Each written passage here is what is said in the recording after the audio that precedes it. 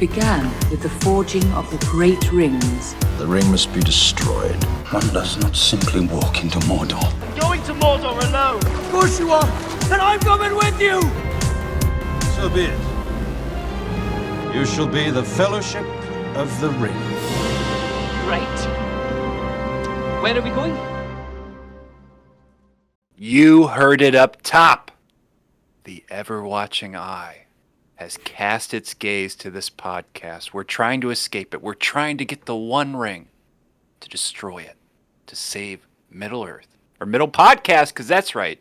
We're talking Lord of the Rings all month long in a special celebration, starting off here with Fellowship of the Ring, with your hosts,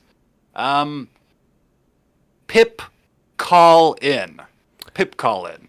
Okay, I like that. Okay, yeah. Amalgamations, it works. Yeah. This is what popped into my head, but I have some reservations. So, Soru Mike the White. I don't know about the subtitle. You might want to make it the gray. I don't know. Yeah. Jobo Baggins. Ooh, that's very better. good. And this is Jaco Lost. Nice. I guess it could be Mike Amir, but I don't think I would make it into the next episode. Oh, that's right. Yeah.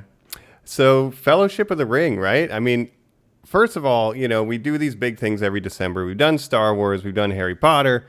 Now it's Lord of the Rings time. And at least personally, I'm maybe not Star Wars, but compared to Harry Potter, I'm way into this. So I want to ask you guys, Colin, you first, what's the history with Lord of the Rings? We're getting it started, first episode of Lords of November here. So 2001 is when this motherfucking movie comes out. We're gonna get to all that, but just to contextualize who I was as a little boy. I'm a young man. I'm a young adult now at 32, right? No, 20 years ago, guys. That's what we're talking about, right? That's right. So Wow. I'm 32 now. 12-year-old Colin, he sees and goes like, "Oh, what's this movie coming out?" My dad very excited. Oh, it's like the original fantasy story. They're gonna do it right. I go, oh, well, I should probably read it beforehand. We go to a motherfucking Borders Books, which I believe Jacob shouted out was the back in the day thing in our Harry Potter episode, where there just weren't Barnes and Nobles yet, or maybe they absorbed them. Who knows? Whatever. Right.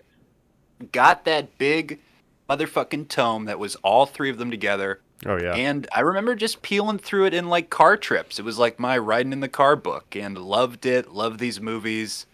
They're a whole cultural thing. I wonder how much we're even going to get to in these episodes because it's such a big thing. But I'm Mike, I'm very excited to talk this. Excellent. Yeah. And again, to let the listeners know, Lords of November and An Unexpected December will be all three Lord of the Rings films and then all three Hobbit films. We're starting with what came out first. That's why we didn't start with the prequels, as it were. Right. Jacob, how about you? What's your history with Lord of the Rings? Pretty similar to Colin. I was a young lad of 11. And, when I was a kid, we had internet, but it was very different. It was like maybe you had a dial-up modem in the living room that, the whole family shared. It wasn't like smartphones, that stuff. So I read a lot of books and stuff when I was a kid, not to get all books, but books used to be the thing. I got probably the same copy of Lord of the Rings with all the three and the appendixes in the end and everything. And I don't even think I read it all because at that age I was just like, a lot of this is just going over my head. There's a lot of names, a lot of family trees and stuff. But I would look through it a lot and I'd be like, damn, this is crazy. I did read The Hobbit when I was a kid as well, and that's a lot simpler of a read. Did you have to read it in school?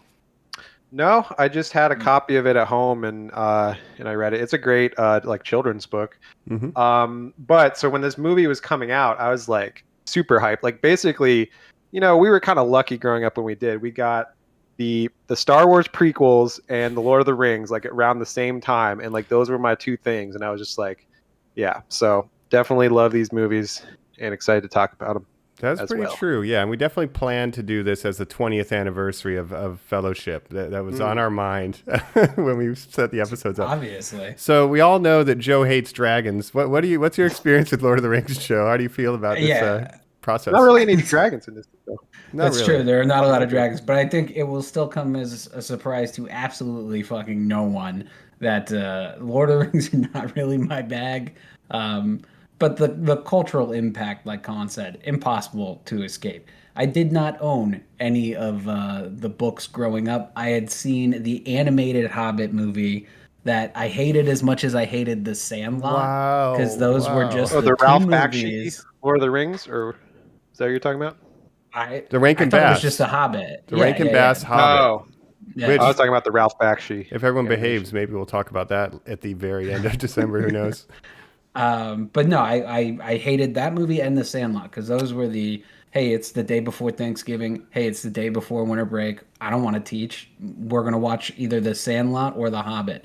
I have a disdain for both of those movies now. Oh, no. Wow. But the cultural impact of Lord of the Rings, obviously impossible to escape. I did not own either one of the books that you guys are talking about, but I did have a copy of The Two Towers with the movie cover because after seeing this movie, I was excited for the next one. Right. So, I'm excited to talk about them more than I thought I would be. I'll say. Did that. you see them all in theaters, Joe? Yeah, of course. I mean, that's the thing is like, even if fantasy wasn't your thing, these movies were everywhere. I mean, this was impossible not to get touched on. Colin, I think my 13th birthday party was going to see The Return of the King in theaters. Wow. And it was great. And all my friends loved it. We had a blast. Mom, this is art. It's a future Academy Award winner. All right, Mike, tell us, what is your relationship with the Lord himself? Yeah, so I read the books as a kid, like in school. Like I read The Hobbit. I was interested in fantasy. D&D. I like dragons. All right, you all know this. So I've been into the fantasy genre and stuff. So I would, when they made us read books, I would pick The Lord of the Rings for kind of the book reports because I actually liked reading those, and I pretty much hate reading. If it's like prescribed to you. So I really read them as a kid, probably too early. Like a lot of stuff did go over your head. There's a lot of politics and geography, and it's a little the tough. world building is so dense. So much of it, right? Yeah. So like Colin said, who knows how much we'll get into it. I think we're just going to have a love fest or a hate fest, depending on how much you like dragons. But I love these books, but more importantly, I love the movies, and I can attribute two series to me living in Los Angeles, and that's Star Wars and Lord of the Rings. Without those two things, I wouldn't have been inspired to be interested in film, and I wouldn't have moved here. And specifically the extended editions, which if you're watching, I have my Fellowship extended, remember DVDs? Still got all of them. It has like 27 hours of special features just telling you how they make movies. It's like free film school. And Mike, that opens up a new question I almost want to just even bring up here, because again, I feel like we all just have read so many interviews, truly just like from what Joe's saying, just growing up with it, or like you're saying with special features. How many making ofs have you watched of Lord of the Rings? Oh man, so many. Like I said, 27 Endless. hours. And it's the best one that's ever been done. No special features has ever been that comprehensive, right? Honestly, I think this is a sad thing about streaming nowadays. No one uses DVDs. No one buys DVDs anymore. You miss the commentary tracks. Funny I always like to listen to outtakes. those. The behind the scenes. You miss all that good stuff that used to be in DVDs, and that kind of makes me sad. Yeah. The other some thing streamers are working their way around it. I think Yeah, like they're you're getting some add-ons. interesting stuff. But I'll tell you, the other just cultural thing, if we just even do the merch spotlight of talking about like the DVD itself, like this was the first 5.1 Dolby surround sound DVD my father bought. Wow. Were your fathers all obsessed with surround sound at this point and going like, you can just hear the Enya so well? Colin, sit here. Can you feel the orc? He's like behind you on this side. He's on this side. And just going like, man, what are you talking about? Well, Feel the orc, Colin. My dad, feel the orc. My dad was obsessed with surround sound, and our house is kind of back in the middle of nowhere in the woods. So he could just blast it as loud as he wanted. He had these giant subwoofers. And I remember when Sauron dies in the prologue and it has that boo, like the whole house would like the windows would shake. It was nuts. Wow. Yeah. He had a projector on the wall. It was movie night, It was cool. So these are very important to me. And, I have that DVD that Colin mentioned. I have all of them, and I'll rotate them as we go. And I'm very excited to talk, Fellowship of the Ring. I say we jump right into it, We don't need to keep it secret, keep it safe. One does not simply walk into the podcast. We have to actually have one. So coming up next, let's do it. Okay. It's going to be in riddles, folks. That's Fly, right. you fools. And my axe. You have only one choice. The ring must be destroyed.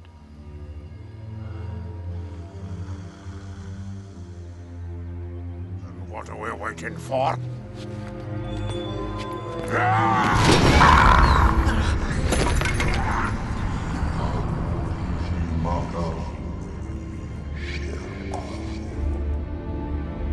The ring cannot be destroyed, Gimli, son of Gloin, by any craft that we here possess. The ring was made in the fires of Mount Doom. Only there can it be unmade. It must be taken deep into Mordor and cast back into the fiery chasm from whence it came. One of you must do this. We're back. We're talking the one podcast to rule them all because we're talking about the big one this week. We are talking about Lord of the Rings. We're starting off with the trilogy, like we said, of Lord of the Rings. We'll do The Hobbit later. Starting off with the first one there, Fellowship of the Ring. Important to say, though, 1937, Hobbit comes out. J.R.R. Tolkien, just a British Oxford badass. Just a linguist. Mm-hmm. Loves a making guy languages. who thought about the philosophy of fantasy and stuff and comes up with all this. I don't know if you guys are fans as well. Contemporary, literally working at the same college, friends with another one, C.S. Lewis. Lewis. You've literally have Lion, the Witch, and the Wardrobe happening at the same time as this shit, right? Mm-hmm. Yeah, and he fought in World War I, right? He was writing The Hobbit in the trenches, so there's a lot of geopolitics in his work, and The Lord of the Rings gets even deeper into it. He's a very interesting guy, and he almost wrote the books as an excuse to make up languages so no one would make fun of him for making I up always fake thought languages. I always thought it was interesting that he cares almost more about the world building than even the story writing itself, where he wrote The Hobbit and then he just wrote this magic ring into The Hobbit, and then he's like, let me make a sequel that's all Wait a based minute. around this ring, and I'll make this whole world with all these like I said, family trees, genealogies, all this shit. Yep. It's insane. Culture, but history. You gotta respect it.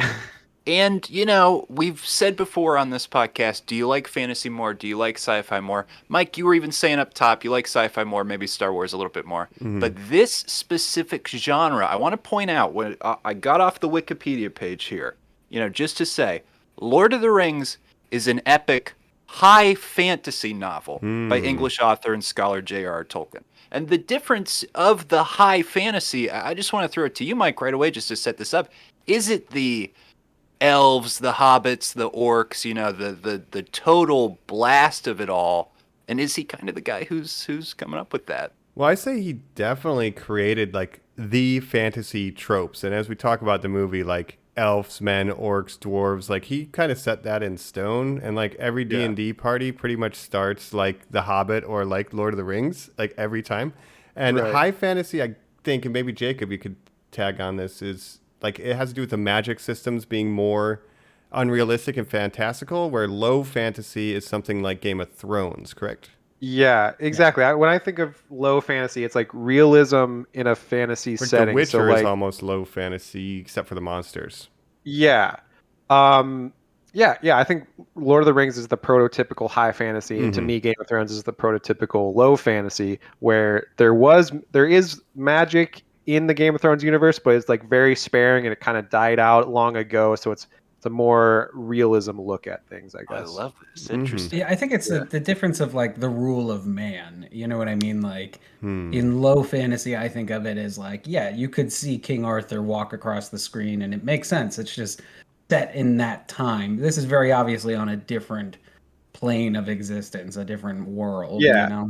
Game of Thrones, it takes place on a fictional planet, I guess. But if you didn't know that, you could say, oh, this is just England. There's no elves. There's no other kind of creatures other than, there is dragons, but it's used very, again, sparingly. And they're kind of almost they're just another kind of animal, basically. Yeah. But so, Tolkien's work pretty much spawned the fantasy genre, or made it popular. Didn't invent it, but it really set, kind of the visual and cultural shorthands and stuff like that. Totally. And we always talk about, just saying D&D is everything, because Final Fantasy ripped off D&D and Skyrim. It's like, well, D&D is Lord of the Rings, so Lord of the Rings is kind of everything, too. Right. D&D, World of Warcraft, like anything using elves or dwarves or orcs that came out after this was basically directly inspired from Tolkien's, image of what an elf is or what a dwarf is, for sure. Yeah, so maybe now, looking at the movie, we're talking high fantasy, low fantasy. Joe said he could feel like you could see King Arthur walking across the screen. It would feel natural.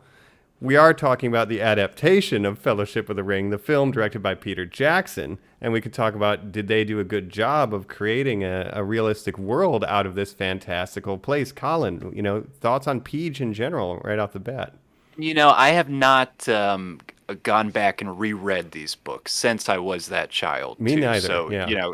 Coming at it from that angle, I would be very curious. My brother just finished up a reread. Peter Jackson, like my dogs. We've said it before. Mm-hmm. This guy shouldn't have anything big to me. I kind of already had my horror goofball icon in Sam Raimi that as a kid I was like, oh, Evil Dead's the reason I want to make movies and this is amazing and he'll just be my king and I'll be his acolyte. And then this Kiwi guy comes around doing literally the exact same thing and makes the movie that I ask if people have seen to determine if they're cool or not, The Frighteners, right before these films. And I love this guy. I fucking love this guy. Yeah, and even before the Frighteners, he was making those like low budget, Alive and those movies, very high gore, like gross out kind of movies. Yeah, Meet the Freebles, which is like a Muppets if they're all like, really bad people. He's a lunatic. But I just want to say, perfect storm equation. I want people to think about this. And I swear to God, the soundbite will be used out of context, but it's kind of the one thing you can ever give Harvey Weinstein for him to picture and visualize this stuff, okay? Yeah. I hate to say, as the super producer who makes these films... Strings were pulled, yeah. So someone else has the rights. Peter Jackson is like, I want to make this movie, I want to be this guy. Okay, you're the person chosen.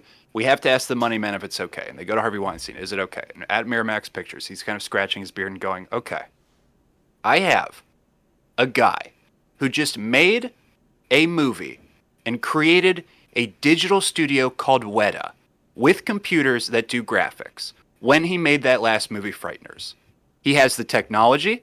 If I went to Lucasfilms or if I went to, over there and got them to do the special effects, it would be expensive. Instead, I can hire the guy who owns that company, who would also film in a lush, beautiful country and get tax credit beyond tax credit for the cheap. Am I going to say yes to this young guy that I can kind of control and boss around too? And he makes literally the perfect decision. How else could you have pictured and put that together this time? It's like, who else could have made this other than Peter Jackson? I just wanted to set up that context. I want to know, do you guys love this guy too? Harvey Weinstein? Oh, no. No. Colin, Frighteners is one of my favorite movies, full stop. Yeah, P.S. it is... Joe passed the test when I first met him. First question ever. Yeah, of course. I also love What a Workshop. Since you brought them up, just to talk about them for a second, that is a movie effects house that is also a collectible company where the real people who were making the Lord of the Rings special effects, the real designers, are still to this day making statues and collectibles and vinyl figures and things like that of the Lord of the Rings universe. And Weta's been involved with the Thor franchise before and other movies. That whole workshop is just a magical place where they really make some incredible special effects, and it's all done by hand. So I don't know. I love that kind of vibe too. Yeah. Well, I think it's amazing that, what he was able to do, the kind of scale that had really never been done before, where they knew they were going to do a trilogy. And Peter Jackson had never done anything on this level before. Like you said, you had The Frighteners, you had that movie with Kate Winslet. and then he's doing this giant fantasy epic now, and he's got all this, this vision, and I think it's kind of amazing that it all came together so well. Yeah, I agree. And Colin, I think you asked me this, but yes, The Frighteners, I've seen it, DVD of it. I love The Frighteners, and Weta Workshop Right up in the Venom episode. Yeah, right? It was created, like you said, to do the special effects for The Frighteners. That's why he bought all of his computers, and it's like, well, we better put them to use. I want to do The Hobbit. And I was thinking about this movie. I love Peter Jackson, obviously, like you guys said, I agree with all your points. Weird that like this horror guy's like, yeah, let's do the 3 biggest movies ever with the most difficult adaptation ever. And yeah, let's go for it. But with every department in this movie, like when you watch Transformers, you can tell it's just dudes getting a paycheck making a movie. But in this movie, everybody from the director, the cinematographer, the actor, the costumers, like the entire crew is like, they believe in it so much. And that passion comes through in every frame. And there's just something about watching this. It puts me in a better mood than any Star Wars. Like when I fire up, for some reason, it's a warm blanket. Well, it's such a clear vision of, everything comes together to work together, and it just feels like a lived-in world. Like obviously there's so much world building from the books, but to adapt that into a visual medium, I mean, that's really hard to do. And they nailed it. The musical score, the casting, like everything just works so well together. It's incredible.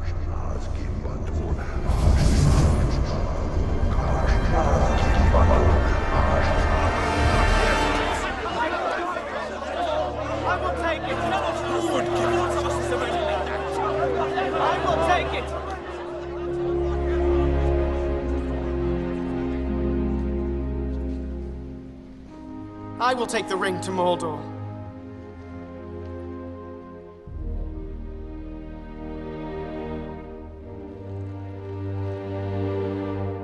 Though I do not know the way. I will help you bear this burden, Frodo Baggins, as long as it is yours to bear. If by my life or death I can protect you, I will. You have my sword. And you have my bow. And my axe.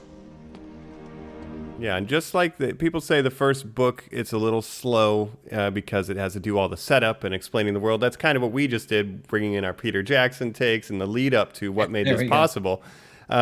But, getting into the meat of it, I guess, the movie, Colin, like general thoughts or anything you want, Fellowship of the Ring, the first one, I'm curious how this one stood up for you guys, because this was watch 500. I mean, honestly, what do you guys think? It's maybe one of the movies I've seen the most in my life. It felt very familiar. I'm going to be really happy to be past this one. Almost like Jacob, I think I remember you saying Chamber of Secrets, you and your sister just had, so you just watched it like 500 fucking times in a row. You weren't looking forward to it. Kind of had a better glance when you saw it when we were doing our whole watch last time. This one I was like, Fellowship of the Ring, like, god damn, I have watched this at so many starts to dinner parties that my dad has set on since the age of 14 on, where he's like, it's Thanksgiving, set the table. But, hold on, let's turn on, have you got, again, the surround sound talk, the picture quality. Let's turn on an impressive DVD to show family members. And it was always motherfucking Fellowship of the Ring. And I do the Harry Potters pretty much every other year. I do the Star Warses every year, annually. I try to make sure. Again, I haven't watched these in a long time. I wanted to. I knew we were going to do this podcast for a while, so I kept putting them off. But it still felt so familiar. That dragged down the pace just a little bit. I've had Dune on my mind a lot. I've been talking to Jacob about, is it too much of a setup movie? Is this too much of a setup movie? But almost kind of like, Mike, what you said about reading the books, this was kind of the first time where I ever watched it and kind of felt like I really knew what was going on in the plot. So we'll get into that a little bit too. But that's where I'm at. I kind of agree with you, Colin. Like, I watched these movies a lot when I was younger, but I haven't watched them in a while. So it was good. It was like familiar, yet it's been long enough that I was kind of remembering the events of like the order of events and everything. I'm like, oh yeah, that's this scene. That's this scene.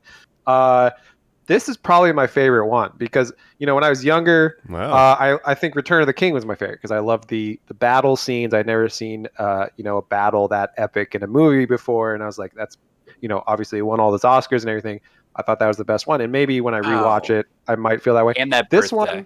one, true. I think this one is actually the best movie because it's got the hero's journey structure. They're all together in the Fellowship. You got the Mines of Moria.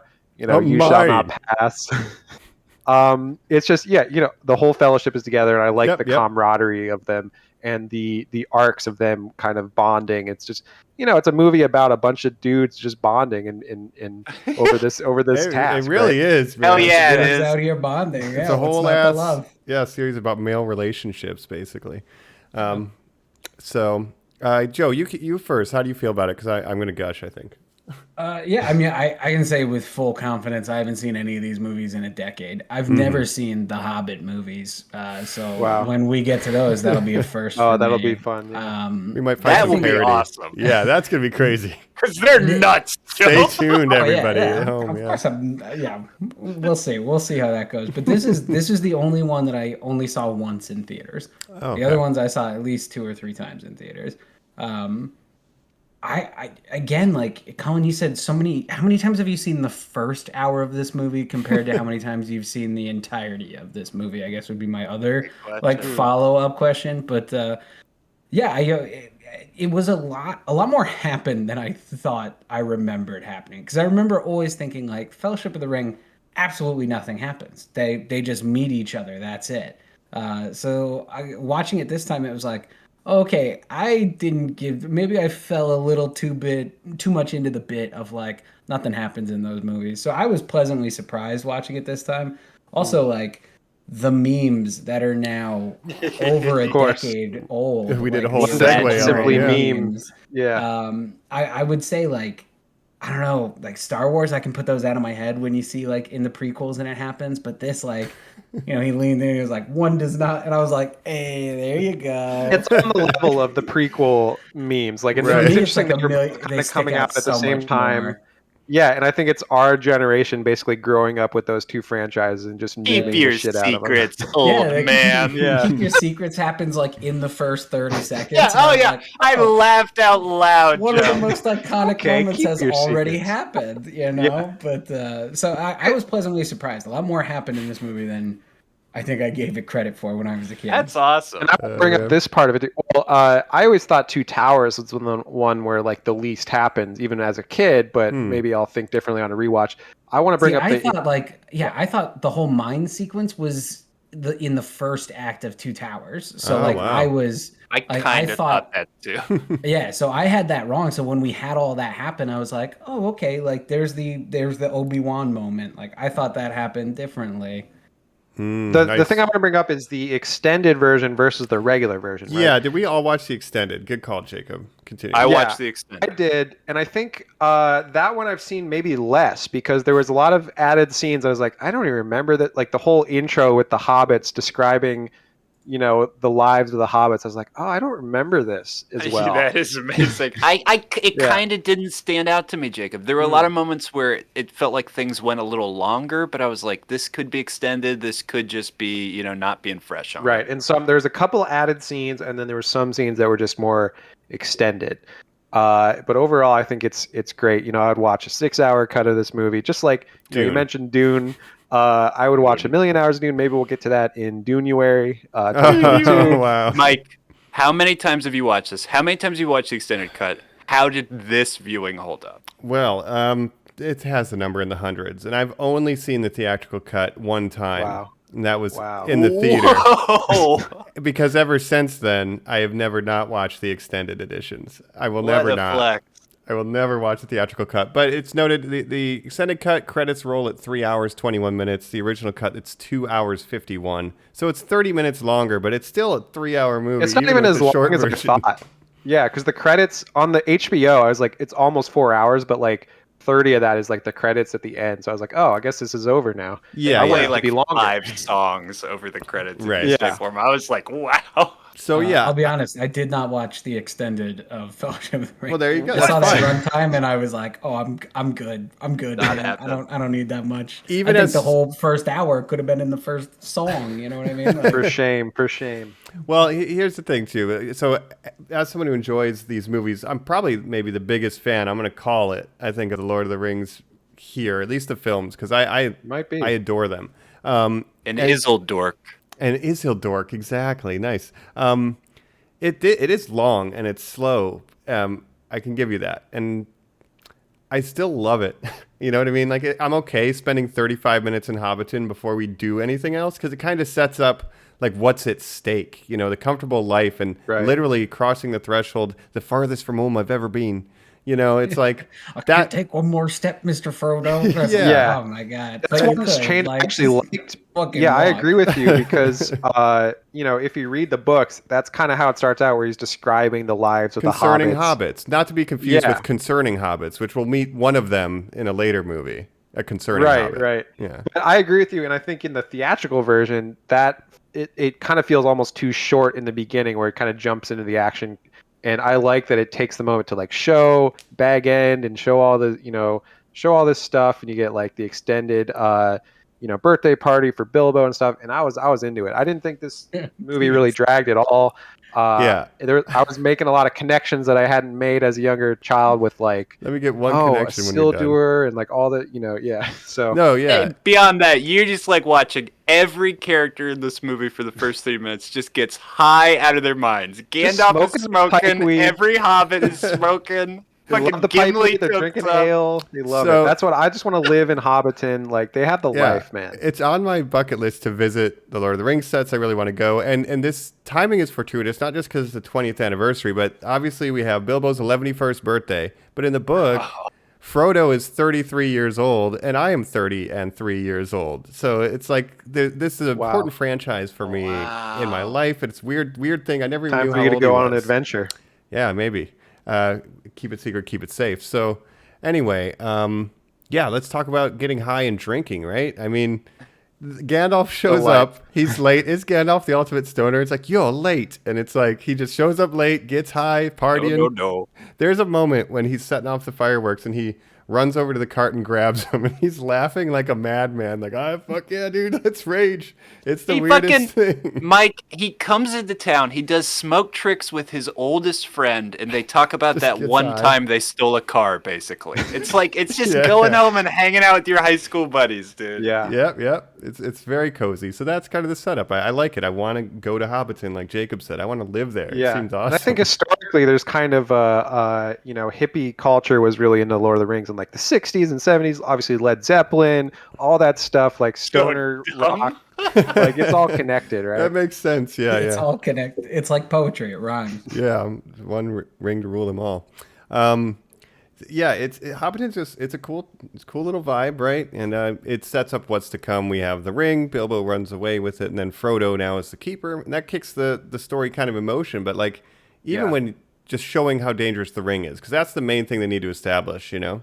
And storytelling wise, we're killing it. You know, that's the stakes are there. Literally, I'm thinking at every moment, like, okay, that checks the box. The ring is cool. I'm watching this with subtitles for the first time, and I keep saying the evil voice, like that the ring is talking. I kind of never picked up on that. I always thought it was, you know, Sauron. The black speech of Mordor. The black speech of Mordor keeps saying.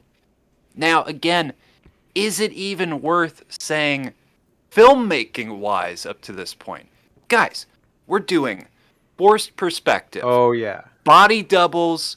We're doing, like, you know, the close-up on the ring in the fireplace is like a ring that's like this big. It's like a vanity giant ring for fucking glory shots and stuff. And it's just, it's like, it blows your mind when you're watching it.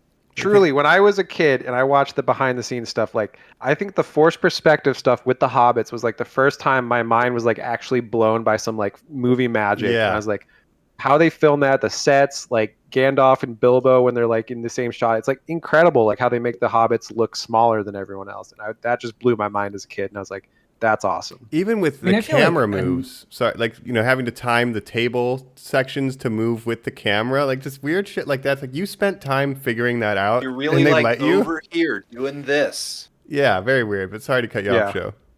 I just think it's so interesting because like we're saying all of this as if it's second nature because we came of age when the Return of the Kings was a pretty big campaign for them to sweep the Oscars technically. So like Right. all of this stuff wasn't like hidden on a DVD that if you were in the know, like there were commercials on television advertising all of this stuff because Yeah. it was something that really swept the entire globe. Everyone was, I think, more interested in the process of filmmaking than they had been ever before. Oh, it was a phenomenon when it was coming out. It was like really nothing like even any blockbusters that are coming out now in terms of like hype. Maybe when, Force Awakens came out, that was like at the same level, but even so, like it It was was just insane. close, yeah. I Yeah. mean, You would hear Dune, back. you brought it up before, like Dune didn't even get a part two out of the gate. They gave No, this, Dune is more of a they were like, cult hey, we're hit, doing it all. It's Yeah, happening. it's You got know a what I cult mean? fan base, but Lord of the Rings, like everyone wanted to see the Lord of the Rings movie. Like it was everywhere. And they filmed them back to back to back, all in one go. That's unheard of to have done Yeah. something like that. And to get, like you said, Dune, they didn't greenlight part two until after they knew they were making money. Like they greenlit an entire trilogy. They didn't know if it was going to work out. This is pre-MCU, people. Yeah.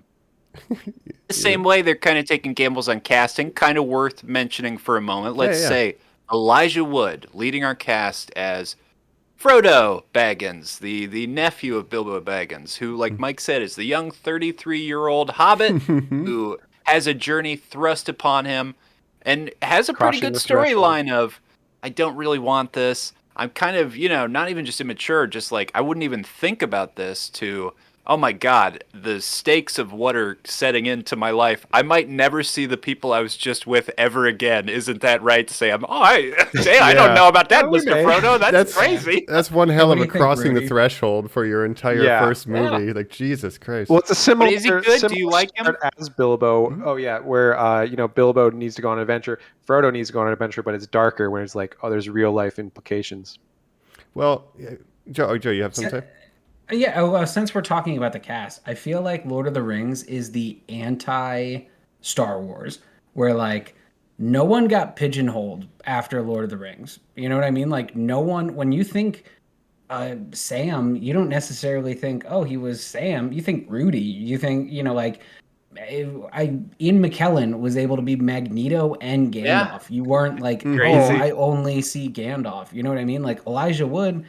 I think you could talk to Elijah Wood fans, and this would be, not necessarily the top three things that they would immediately think of, So I just think it's interesting. Like Orlando Bloom went on to be in the Pirates of the Caribbean. Like Orlando it was Bloom. not. Hidalgo. I think maybe the only Vigo. one that's kind of not pigeonholed, but typecast as a certain type, where he was in Pirates of the Caribbean, but he kind of plays in a lot of period action type stuff. But there's a lot of newcomers like Orlando Bloom. This was his first major role. Viggo Mortensen wasn't very well known. Billy Elijah Boyd, Wood. Dominic Monaghan.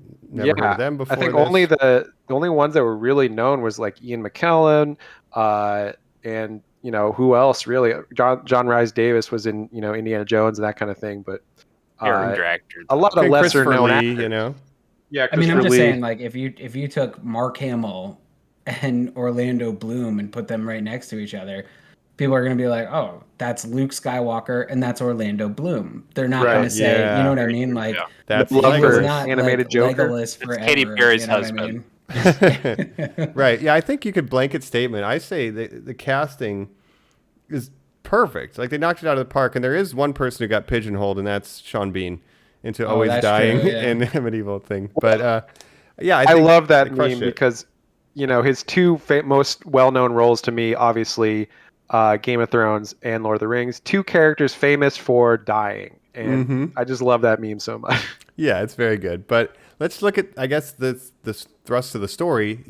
Like Colin was saying, Bilbo or Frodo. He gives the ring to Frodo. Frodo has to go on this journey, and like you said, it's like a reluctance of like, I don't want to do this. He even says like, I wish this hadn't been thrust upon me. And then it's like, I don't know if this is World War I talking or where it's like, look, you want to live a comfortable life, but sometimes shit is happening and you have to take part, and it's not going to be easy, and like, yeah, you want to stay and chill with your friends, but if the call beckons you, you have to answer it, and it's not easy. And that's kind of, I think, the arc of these films, and that's a strong hook to me. I think is an interesting character to put on that journey, and starting with the comfortable Hobbit town really gives us what we need to have the and stakes obviously established. Frodo, he's a sort of innocent character where he's the only one who can like carry the ring, because if it was, if anyone more powerful than him got it, could be really bad. So it has to be him. And Gandalf's it's kind of terrified of it. He doesn't want to touch it, So it's an interesting twist on the the Chosen One storyline, where he's not a Luke Skywalker or a Neo, where he's just a guy, but that's why he's important, because he's just a guy that he can carry this ring without getting corrupted by its power, basically. And like the most insignificant of us can have the greatest impact on the world, right? Right. That kind of message here is the hobbits It's are the mouse and the lion.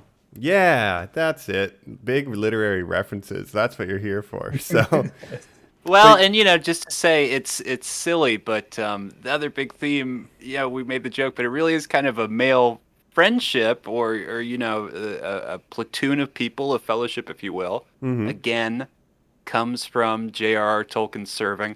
I never saw that Nicholas Hoult movie, the Tolkien biography, but I do remember in the trailer.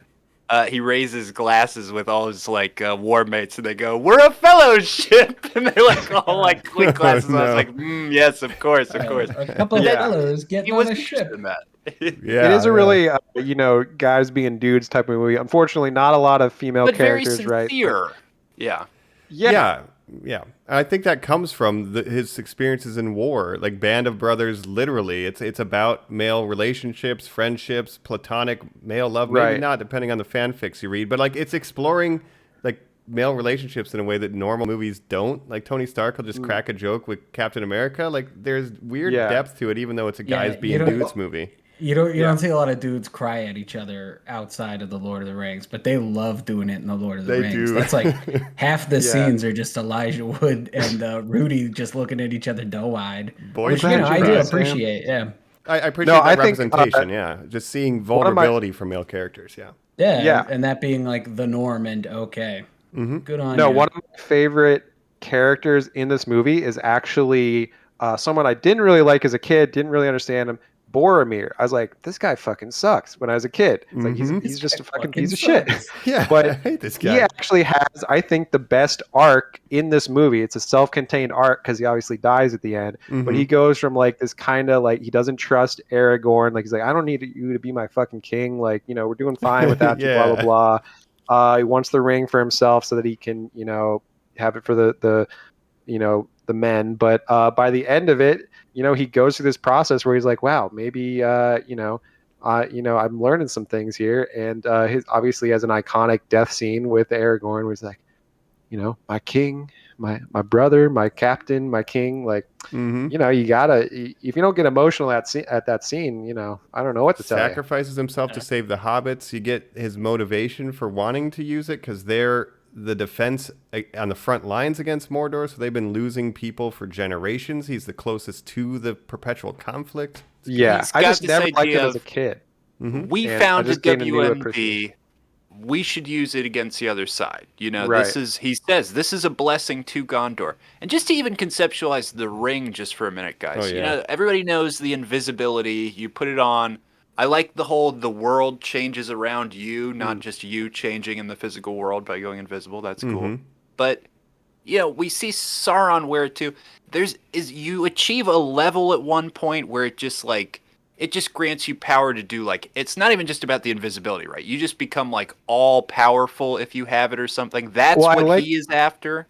I like that the power of the ring is kind of vague, but it's understandable. They don't explain exactly what it does, but just that every it powerful rules character... the other rings. It rules, dog. Yeah. You think of it Captain Planet terms, where I'm it would blast lasers at the other rings or blow them up. But they don't need to be specific about it because it works so well that every character with any kind of power is so afraid of it yet wants it at the same time, where they're just drawn to it. They do a really good job of showing that its effect on people, I think. That's Lord of the MacGuffins. Dang, basically. It's the ultimate MacGuffin. We see in the prologue that Sauron, they made all the rings, gave them to the kings of men, elves, dwarves, right? and then he made a ring that can control them. Does that mean like if he has that, he influences their mind? Like is it a play like that? I don't know. It's kind of vague. Well, that's what happened with the Ringwraiths, right? They were the 9 kings of men, and then they became corrupted. And again, is that even worth normies? Or even saying like at this point, like, did you know Aragorn's actually 88 years old in this? And just like, just get that out, just put that all that's away. The stuff I didn't understand as a kid, even that Aragorn is like the final heir of Isildur in that line. Like, no way. He feels the guilt of what his ancestor did and all this stuff. Right. It kind of passed me by as an 11-year-old. But the metaphor the last movie's called Return of the King, though. Who's that going to be? Boromir? Is he alive? I like that. A chance for Faramir to prove his worth. My favorite thing about that scene is that he confesses still. He's like, I tried to take the ring from the kid. And like in that moment, all is forgiven. Like, I think that is the ultimate brotherhood lesson that like, if you watch this movie and you take away like one thing about how to be a better person, like that guy said, "Hey, I fucked up. I'm sorry." And his brother looked at him and said, "It's cool, dog." Yeah, like, and he fucked up, but he was doing moment. it for noble reasons of wanting to fight back against Sauron. Yeah, but it's like he could have died with that secret, as Joe was saying. And the fact that he owned up to it, like, and like Jacob said, it's a complete self-contained arc. So yeah, Boromir's an interesting character. It's Boromir, called underrated. The Fellowship, though, right? Let's talk. Who else do you like the Fellowship? Colin, do you have a favorite Fellowship member? Well, and really, my mind like exploded when Elrond went, "A Fellowship of the Ring" is what you've been called, and the music swelled. I was like, "I'm fucking blasted, baby! This is great." I remember so much of this movie is just people. So much of this series is just people going, "Oh!" like getting really is big-eyed and excited. Yeah, fucking love it. They see each other playing around. We're the Fellowship. That's us. I love all of them. I was really paying attention to the round table scene this time, and not because I knew the axe line was coming and all that, but the will carry it. One does not simply walk into Mordor. It's just like it's too much. But this time there were 3 old white guys, just like I think humans. I don't think elves or whatever in the background this time, who don't volunteer to be a part of this. Everybody else is like, yeah, I guess, we kind of got to step up and do this thing. You see 3 white guys like shirk back into the darkness at one point. I was like, who the fuck are those guys? There's other dwarves there. Yeah, I mean, in the book, there's other people there, but I never noticed them in this movie. But on this watch, again, he's like, "You are the Fellowship of the Ring," and then there's just another guy in the background, like, what? It's a weird wide shot, where another guy's just like nodding at them, like, cool. You don't need to know that like Gimli is the son of Gloin, who was one of the dwarves that was with Bilbo, and Legolas is the son of the Elven King from The Hobbit. Like, it's cool to know that stuff now, though. I think. Get ready. Get ready, listeners. Those are. I didn't know either one of those facts. I like the 3 of them. Like when you say like who is the Fellowship of the Ring, like I always just forget the hobbits. Like right. You got they don't do much Frodo fighting. and the 3 dudes he brought with him for some reason. You know what I mean? Which is like they're the characters from dudes. Or just like They just showed up. Like those are like okay, so those guys are the guys from Entourage. And then, like, on a different set, they're making a different movie where you have the big 3, which are, the bow and arrow guy, the sword guy, and the axe guy. The D&D party. D&D party. Boromir and Aragorn are both 2 other hobbits. Yeah, but one's going to die. Pippin and Merry. What are their personalities? Hungry and dumb and hungry. Annoying, and you're like, okay, they're the comedy relief. I love them as kids. Mm-hmm. But, Joe, are you so much more into Aragorn being called the Ranger Strider than you were Aragorn? Yeah, basically. Like it's when it comes to picking my favorite character, it's like, okay, which one's brooding the most? Like, that guy looks normal. Well, your guys' favorite characters. I would say Joe Aragorn, Mike Gandalf, Colin. I'm not sure. Colin's more of a wild card. For me, if you know anything about me, I love archery. I always kind of go towards elves when I'm doing D&D or something. I always pick like an elf ranger. So of course I fucking loved Legolas as a kid, even though he's probably the least interesting character. Like he doesn't really do anything other than like cool action stuff. But Yeah. as a kid, I was like, Fuck, this he guy's the fucking fucking surfs coolest. on a shield. He's the Yeah. coolest person ever. He always does the coolest thing, but yeah, he has like 6 lines. I don't think he speaks to Frodo at all. No, he's except not when he much of a says "my bow." character. That's the only line he He's says just to like Frodo. a cool elf guy that's hanging out with them, doing cool stuff. And I fucking Yeah. love bow guys. That's if you know He's anything so about sexy. me. I like that he can Fucking walk on the love snow bow guys. without sinking. You know. Yeah. Oh, as a kid, I was like, this motherfucker is the coolest guy I've ever seen. I wanted to be Legolas. He's got a bow. He's a guy. Thinking the snow. Elf. Hey, in He's Ohio, a that's a boy. useful skill to have. Come on. Yeah. As a kid, I liked Legolas the most, because I liked bow guys too. Now I think I appreciate I love a Aragorn bow and his guy. 3-movie arc. I appreciate that a lot more. And I like John Rhys Davies just because he's the tallest guy in real life and he's playing a dwarf. No one throws a dwarf. No one tosses a dwarf. Yeah. Notoriously the guy no one got along with on set. A big asshole, and everybody got the tribal tattoo that they got Right. for their fellowship, except for him.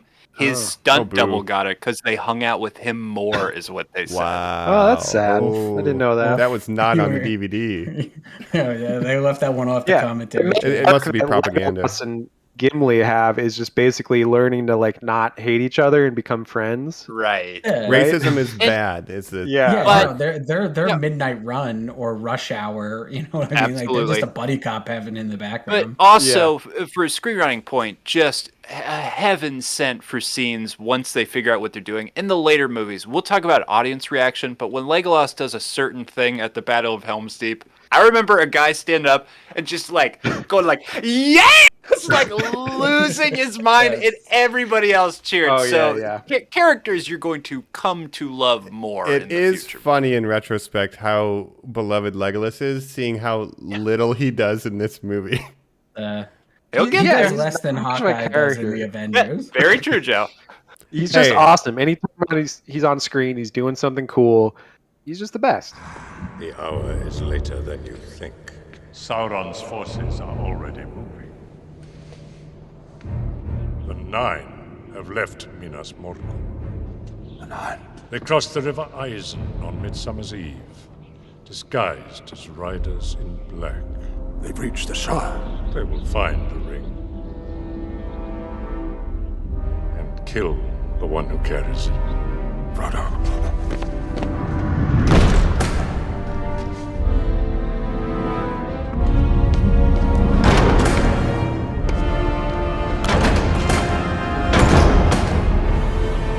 He did not seriously think that a hobbit could contend with the will of Sauron.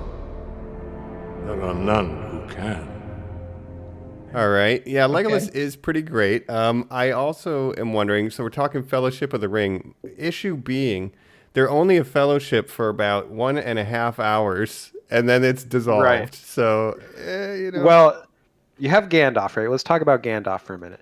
He's got his Obi-Wan in Star Wars A New Hope moment, right? Separate Which is- adventure thing. yeah, he's that the was old. back. you can't walk this way, he says, I believe. It might be where George Lucas got the idea, but he's the old wise mentor that has to sacrifice himself halfway through the adventure to let the others go on, right? Mm-hmm. Ian McKellen, fucking perfect casting. Like I couldn't imagine anyone else as Gandalf. Like, just amazing, right? Best wizard on What film can you ever, say? correct? I- Arguments for and probably, against. Yeah. All right. Yeah. Good. I'll give it to him. They tried to make this for so many years. I'm sure you guys have heard the famous story about the Beatles trying to buy the rights, and like they were all That going was to the, be the Hobbits at one yeah. point. The Ralph Bakshi, they were going to have them, yeah. Mm-hmm. Ridiculous. Christopher Lee originally, again, the only person who's ever met J.R.R. Tolkien, who was old enough to Crazy. do that, and also served in a world war and did numerous other things, was originally cast as Gandalf back in the 70s version, but never happened. He's a better Peter Jackson Saruman, though. loved that, said you have to be Saruman. Boy, I think he's.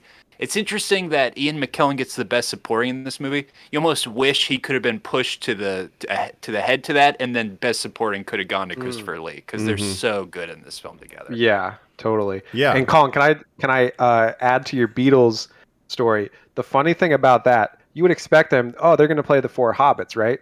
Well, was it not? no, actually, Paul and Ringo wanted to be hobbits. John wanted to be Gollum, and George wanted to be Gandalf. What? So That really says a lot about the Beatles. I'm not surprised at all. It makes me like No, George you are Harrison Mary more. and Pippin. That's it. You Yeah, get you fools. No, John Lennon wanted to be Gollum, which is hilarious to me. But yeah, Yoko can be the Precious.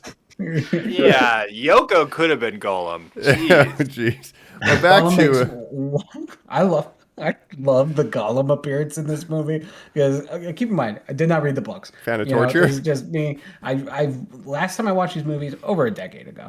I thought he would be in this movie like more than he was, and then at one point at about 6 hours into the 13-hour movie, one guy looks down the cliff and says, "Hey, there's like a thing chasing us." And Gandalf just very calmly is like, that's Gollum. He's been following us this whole time. That's him. Like, Gollum, I don't even of course, care. he's a little monster. There. here's Okay. If you know from the books, the reason Legolas I don't actually know from the books. Tell us why.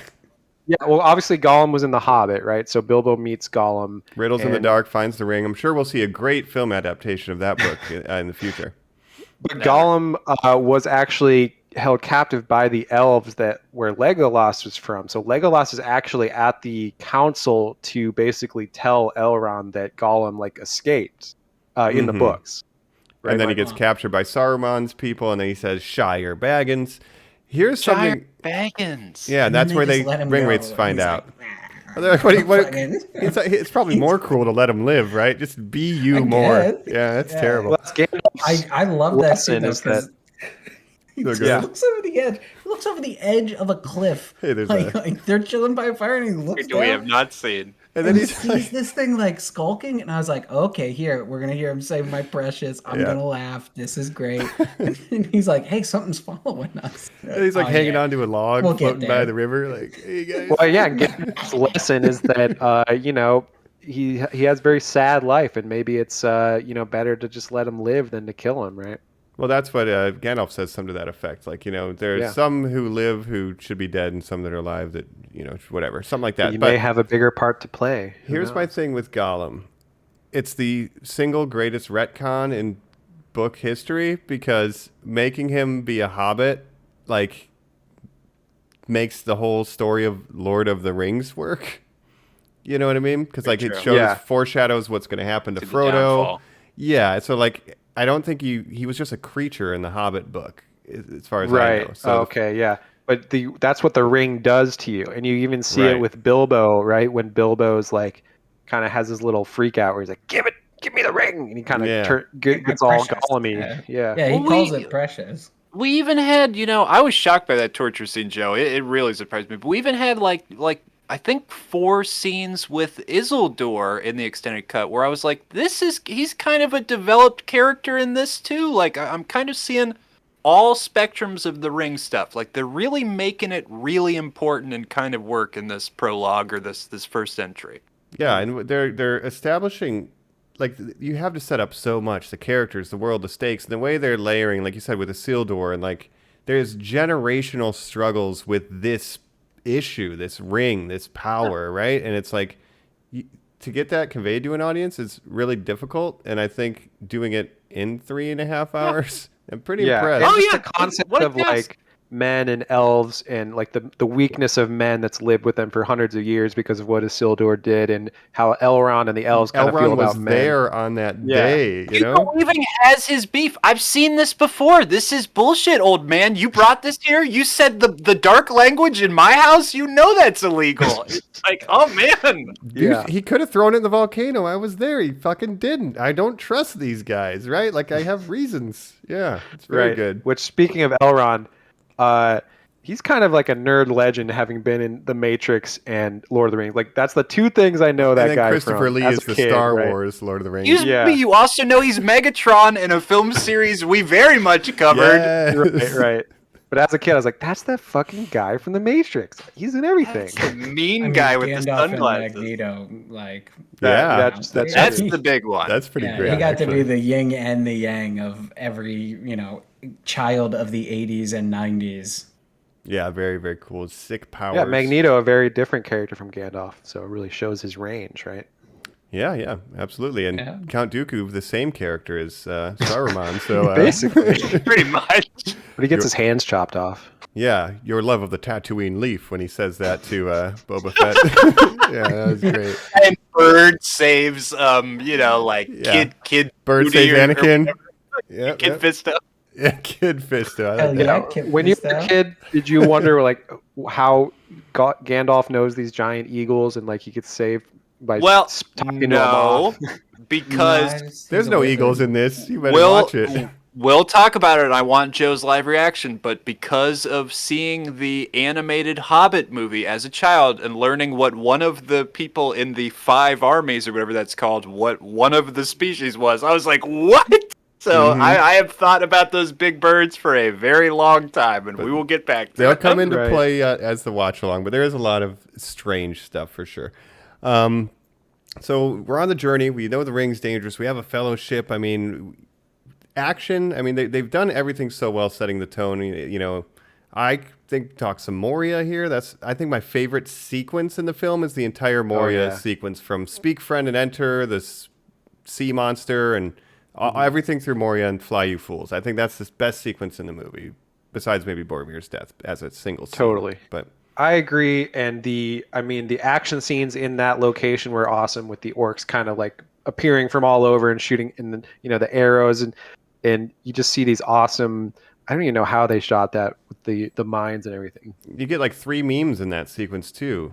You get a mine full of a took and Fly You Fools and Shell. You get like 4 memes there. So Yeah, they call it a mine. a mine. A mine. Hey, I was thinking about this the whole time, and to talk about a fantasy creature, dwarves. You know, I don't know if you've ever played as a dwarf in D&D, Mike, but would you like to live underground? Would you be okay with that? I was thinking about that while watching, because they said it was a dwarf city. Yeah, I think that's a cool idea. I've always liked the idea of like a mining culture deep in the earth, getting ore and living down there. It seems like they'd be pretty chill. It seems like they also like to have a couple brewskis and hang out. You know, I don't know. No Sounds sunlight horrifying. though. That's a I've little always rough. favored elves over dwarves personally, but that's more of just a personal choice. I think dwarves are cool. I just always will gravitate towards being an elf ranger because that's just. right, I Joe. don't think you're allowed to say which one is your favorite. I feel like that goes against the entire point of the book or whatever. I think I could live underground fine. I don't give a fuck. What? I don't like being outside anyway, really. Yeah, fuck it. You got to think though. That's just where they're from. It'd be like if you went to Minneapolis and you were like, I could never live you in wanna this live in place. They'd be like, You could live by this is where we Twin live, this is what we Cities. do. I don't know what to tell you. Yeah. That's a very progressive and open way to look at it, Joe. And I feel bad for being slightly closed-minded about living underground. You're right. What's normal for the spider is hell for the fly. Maybe it's just a matter of perspective, right? Yeah, there you go. Yeah. But I do love that. So Come- the effects seem to hold up too, right? everything in this movie holds up, right? In my case, yeah. Joe, do you agree or disagree? I didn't really notice anything egregious. No, the fact that it's 20 years later and they not only invented all this, but it still looks like stuff that we've seen in the last 2 to 3 years from companies that have the same amount of money and weren't taking a gamble. Like, it's pretty crazy. Like the cave Yeah. troll looks better than Oh. stuff that's in Marvel movies now. Totally. The cave troll looks really good. And if you think about the era that it was coming out in, again, the The Phantom Balrog Menace and the prequels, like the CG in this looks way better than pretty much anything that was coming out at that time, right? Mm-hmm. Anything? Go ahead. We said the computers they're using. Oh, okay, here at Weta in New Zealand. Oh, we've got our dial-up modem, doing 1 frame a second rendering. I hope nobody dials us up on the telly and interrupts our internet service while we do it. I mean, it's astounding. 6 weeks to render Yeah. before we can watch the shot bit. I can't wait. Yeah. Oh, it's the cave troll. We did The it. mix of practical with CG, I just thought it blended really well. Like the cave troll looks really good. Like it just holds up. And when obviously Gollum was like the most advanced thing that anyone had ever seen at that point. We'll get into that, Yeah, his look coming up. changes, after this Yeah. one, but that's for a story for another time. But I am impressed with the craft, and I guess now to address something that came up in the intro, it's like it feels to me very real, a very livable world. Like it's high fantasy in the book, but they've translated it in a way that makes it feel real. Joe, do you buy these places as places that could have existed with culture and a history. Because when I go to Moria, I'm like, dog, this is a real place, right? Yeah, there's shit to do here. Yeah, no, I think the world building is second to none. And like, I mean, I didn't read the books, but it seems like it was that way in the books as well. Like, it seems like Tolkien was born in the wrong era almost. Like he'd be developing the greatest video games or tabletop gaming now because that's really what is the thing that he was most into to begin with. You would have But if to he speak the wasn't, languages. if he wasn't making this in the 50s, then fantasy as a genre would look completely different, probably. Yeah. Yeah, it is just. It's how do they do it? How do they let Peter Jackson do this? Like, and how did he pull it off? And again, it's the passion from every department. I mean, costume, set design. They use miniatures. They do every trick in the book here.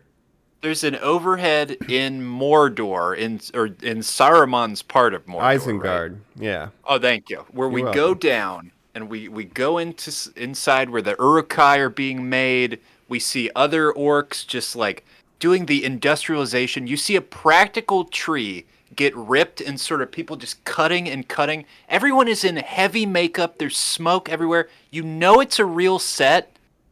And there's steel and there's weapons and actual swords and stuff. And you just, every second of it, you're just like, can you just even fucking imagine making this movie? It's just, you're in a dream.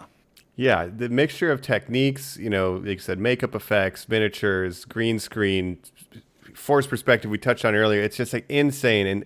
And it's like a miracle. This series to me is a miracle that nothing went wrong, more or less. I think it's so. mind-blowing. It's amazing that it all just worked out so well. And not to get all like, everything back in the day was better, but like how many blockbuster movies now are just bad, or even if they're not really bad, they're just forgettable and they just don't have any lasting impact. And to me, it's like this movie still as good as it was when it came out, and it holds up so well. It's like, what movies, I like MCU movies and everything, but how many of them 20 years from now we're going to be rewatching and being like, damn, that's a good movie. Not even sense. My mom not going to these, she doesn't like fantasy, buying the Enya soundtrack anyways, because it's like this like iconic like new sound coming to the world. Right. Jacob, you said off pod merchandise spotlight.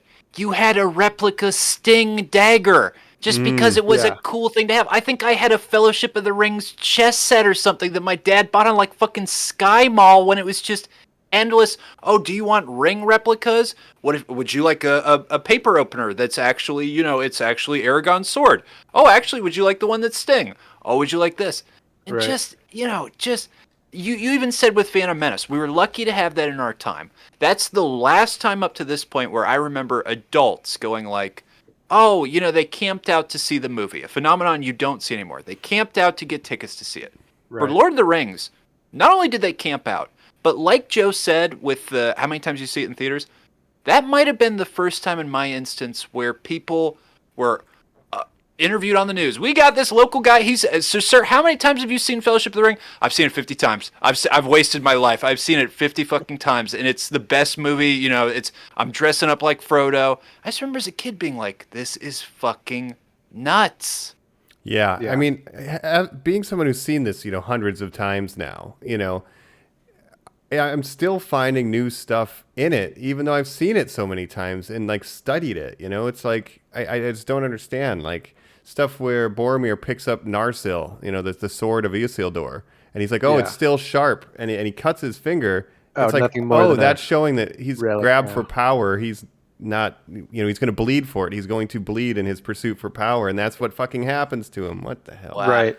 Even the stuff that I thought was boring as a kid, like my least favorite part as a kid was the relationship stuff with Arwen and Aragorn. Again, not a lot of female characters. A lot of that is, unfortunately, some of the extended stuff. Yeah. Yeah, so they had to really beef up Arwen's role, and then you have Galadriel, obviously. But I always thought the love stuff was like really boring. But now I'm like, oh, it's like, he's the, heir of this king that, Isildur, who is like the weakness of men personified, and he has to live with all this now. And then now, Elrond's daughter Arwen is in love with him, and he's, Elrond's conflicted about that in their relationship. No daughter of mine is gonna. Yeah. Data, filthy human, right? And Arwen's willing to give up her immortality, obviously, to be with him. And you're and like, what? Just to piss off her dad, dude. yeah. But all that stuff kind of just went over my head when I was younger, and I just appreciated it more now. Yeah, let's touch on that and some of the female characters too, because there's not a ton, unfortunately. But she gets her big heroic moment. She saves Frodo from the Black Riders. She crosses the river and gets him into the elf territory so he can come get and cured. claim him. Yeah, very badass. And then she just stands on the sidelines and doesn't do anything cool anymore. Just like, How Unfortunately, dare you? The water magic is super cool. It Back is. to the campsite. When Frodo's stabbed, we're getting those big, beautiful blue eyes popping. mm-hmm. You know, she comes in speaking Elvish. You get these great gags of all the other hobbits going like, who's she? What's she saying? What's happening? What are they doing with Frodo? And when they're having their little conversation, like Jacob's saying, I'm not into the romance in this movie. I also don't think it's very good, but it is powerful for some reason. You're the better rider. But the riders are still out there. What if they get you? Doesn't matter because we need to save Frodo. Takes off, does the water horse thing, Mike. I mean, it still takes my breath away. Every time I see that effect, I'm like, it holds up. It's exciting. She gets the cool kill on these like unstoppable Terminators. Yep. I think it works. And there's Well, even they like exchange a touch on the horse. It's like a close up of their hand. Like it's subtle stuff that I didn't notice watching it 100 High times. fantasy, high romance. And again, they're working from the source material, having to beef up. Unfortunately, a sign of the times it was written in, but there just wasn't a lot of female presence and especially with The Hobbit, where they're even inventing female characters just to have them, right? With we'll get to that, but Evangeline. Yeah. Oh, for the later one, yeah. Obviously, also there's Galadriel, who is an awesome character, and as a kid, I was always like so freaked out by that one scene where she, has her fucking freak out, and I'm like, holy shit.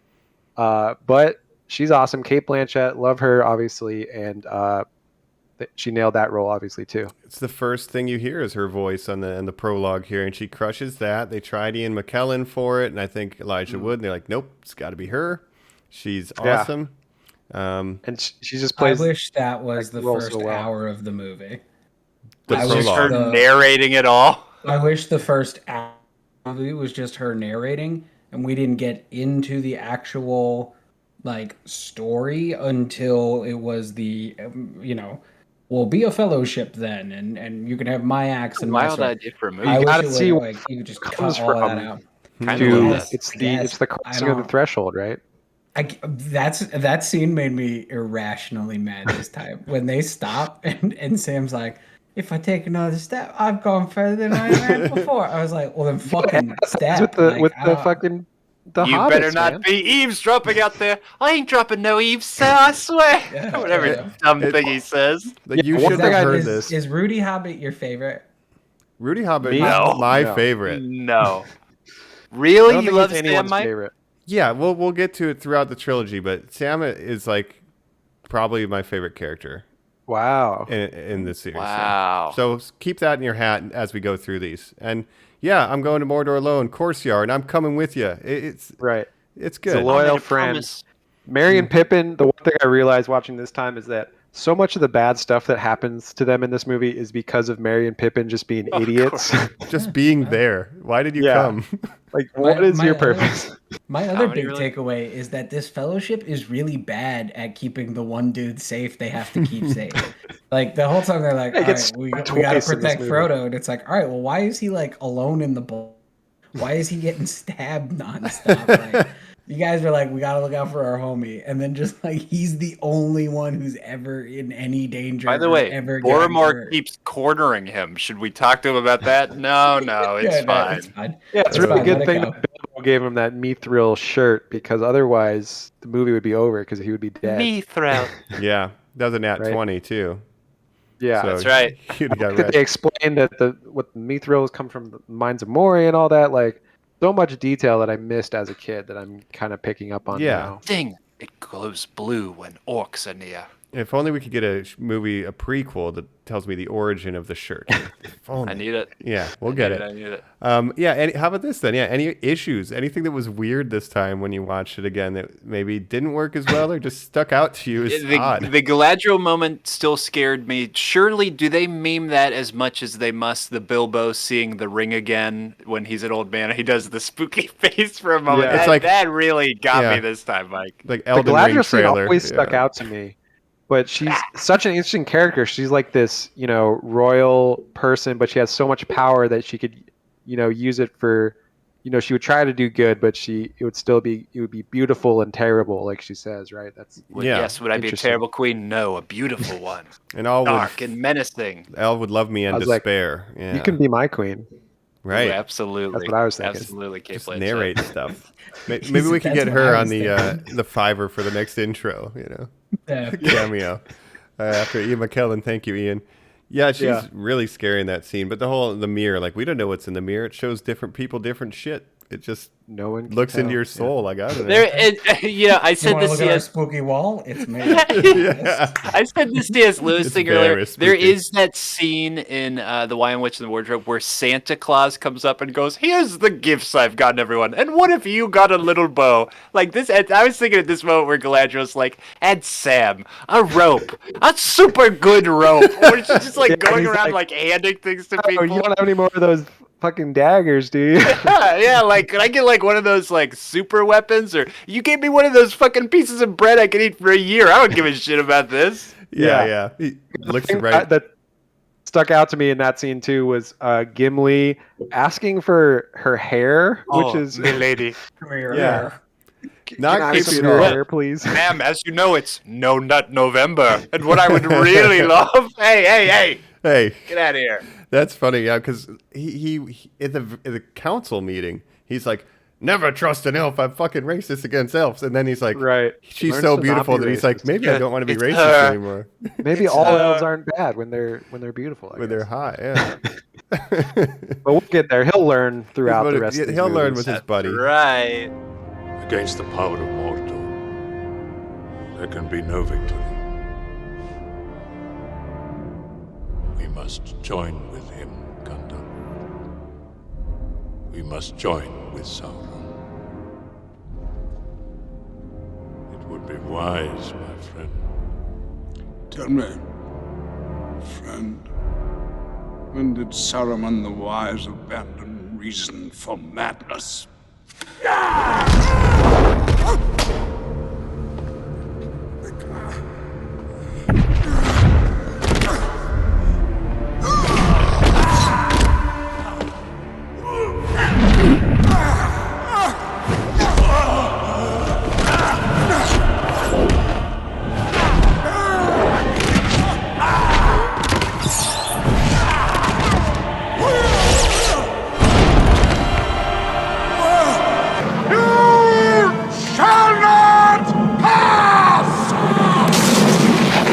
So then they kind of do this, the final act. We talked about Boromir, they get to the woods, and then Frodo decides, I'm getting out. I'm not going to stick around. It's too much trouble. Boromir keeps trying to take the ring. These guys are not very good at being a fellowship. It's true. I almost died.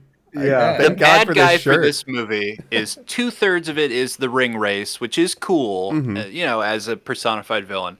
And then for the last third, it's kind of the Fellowship are their own villains, right? And that's kind of the weaker part of the movie because you really do see the it corrupting coming. influence of the ring, right? Yeah.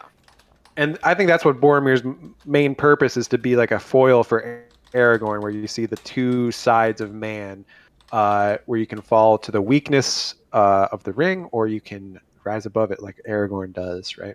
Sociopolitically, what do you say, Jacob? Is that they're America or something, right? Because obviously the Hobbits are like the British countryside idealized is sort of what J.R.R. was going for. Mm-hmm.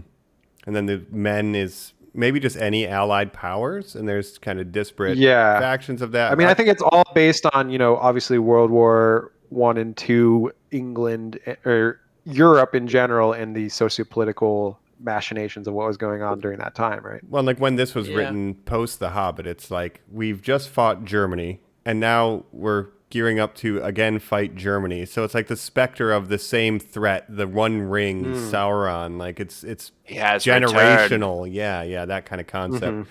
And the fact that it affects everyone, not just men, not just elves, dwarves. We need to solve this for everyone, right?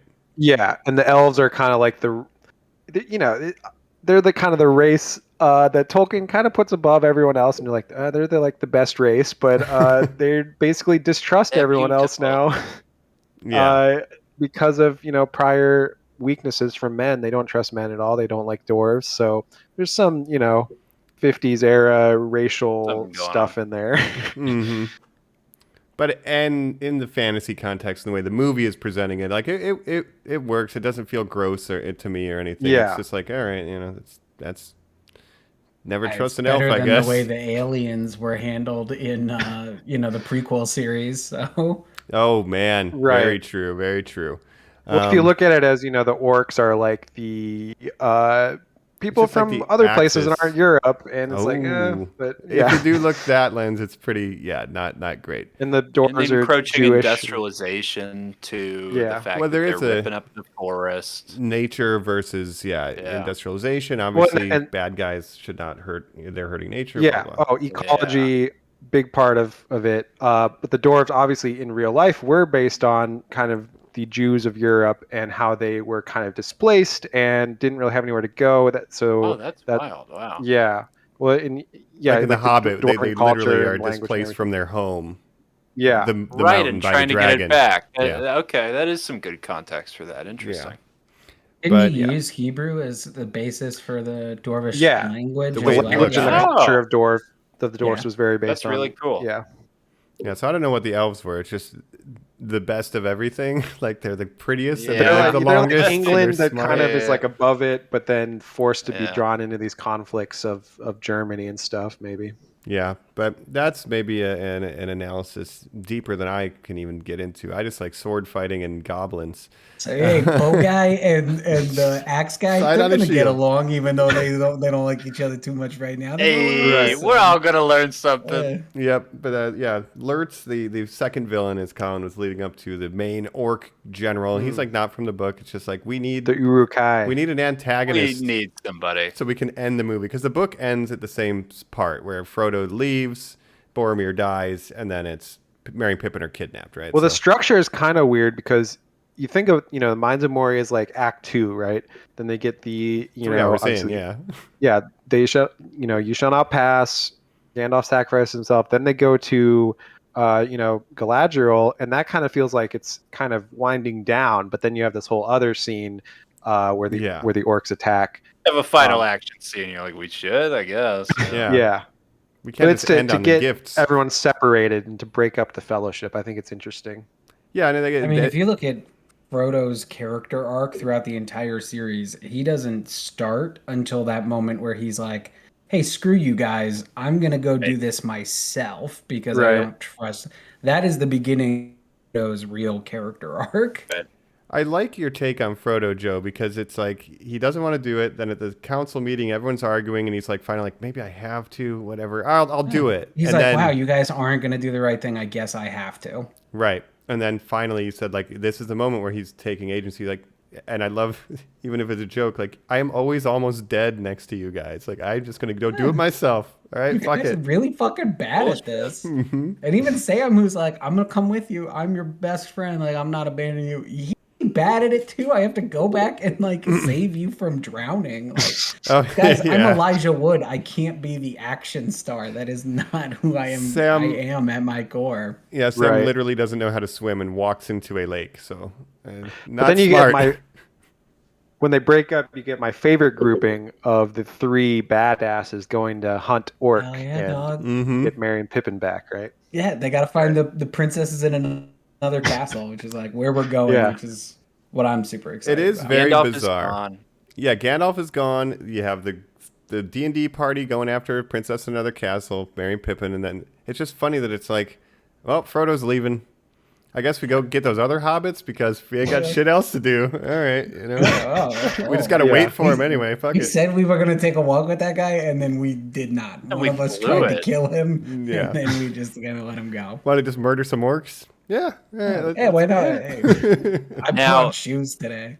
In the way that I said at the start of this, this is what I'm going to have to get through. The second it was over, I was like, man, why can't I fucking watch every one of these right now? I just want to turn the next one on immediately. Yeah, are these Thanksgiving movies too? It was so cozy. I had a big smile on my face, and I end up quoting lines as I'm watching. I'm watching it alone, like a crazy person, like saying Feels like it. shit. But yeah, it always kind of comes Are they around. Thanksgiving movies? I think that is a very fair A goblet of cider. Because that is Christmas. how I think of them. Mm-hmm. Which I think, that's why we do these series at this time, right? Yeah. This is always how we cap the year for Winter Normies Like holiday Us. We movie. take a franchise and we tear it down because odds are you're gonna watch these or you're thinking about maybe watching these this year. So why not watch them with us? Yeah, absolutely. Yeah. And obviously, last year we did Harry Potter, kind of coming out at the same time. They're kind of competing against each other. I see them as very different. I see these movies, it's like real films, whereas I see Harry Potter as more just adaptations of the books to me. But I like both, but I would pick Lord of the Rings. To me, they're passable adaptations, but I wouldn't consider them I wouldn't give Best Picture Oscar to, the Chamber of the Secrets or whatever. No. Right. Well, how about this then? Let's speak, friend, and enter into our final thoughts right after this, as we've gotten to the end of the Fellowship of the Ring. Coming up next.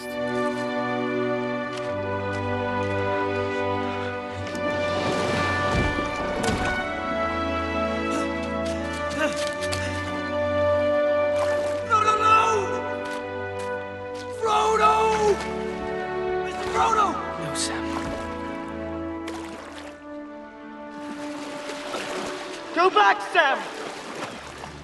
I'm going to Mordor alone. Of course you are. And I'm coming with you.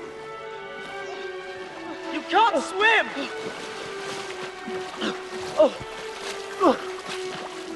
Sam!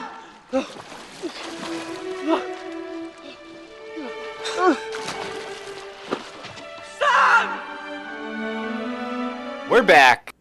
Wrapping things up here, talking Fellowship of the Rings as we dived into our first entry into Lord of the Rings, as we're going to do for the couple months here. Moving forward, talking J.R.R. Tolkien's masterpiece series. And Peter Jackson's masterpiece series. And Peter Jackson's masterpiece series. That had some pretty good video games. I don't know if you guys recall. I was super into, it was like my younger stepbrother would come over, and if we were doing a boys' night, I don't know why we didn't just buy the game, but we would rent these motherfuckers and just all three of them and just try to do them in a row.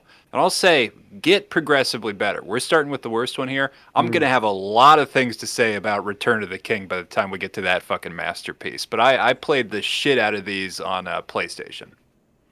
I think I remember the Two Towers one. Is that the one where you play as Aragorn, or is that all of them? Well, in all of them, I think you do. Let me ask you even this, Jacob. Was this one where you got a game demo disc from a video game magazine? For some reason, I feel like I had a demo disc for this one that I would just play a lot. And there was even an additional game that they put out just because the orc style of herds that they had done was so popular. They put out another game that was more Lord of the Rings. Right. Well, they have the Shadow of War I've never series that played came one later. of those. Has anybody done one of those? Would that be a have, good game? Are they good? I have not played them. Yeah, they're Oh, interesting. you like The Witchers? Are they kind of like The Witcher? Kind of, but not really. But they really lean into the you have different orcs. They're like the Nemesis system, I think it's called, where you have specific different characters that grow and change over time that are your different enemies. Their rival. They'll remember you and stuff. Yeah. Yeah.